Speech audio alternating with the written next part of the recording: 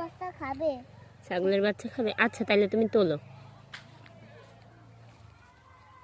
এটা কার ছাগলে খাবে? আমার ছাগল। তোমার ছাগল বাচ্চা খাবে? এই ছাগল বাচ্চা অনেক পাখি নাই, এই ছাগল বাচ্চা ভালো। আচ্ছা দাও। এই ছাগল বাচ্চা খাবে। না পাখি নয়।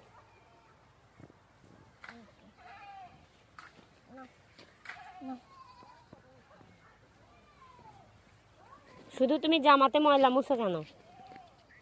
হ্যাঁ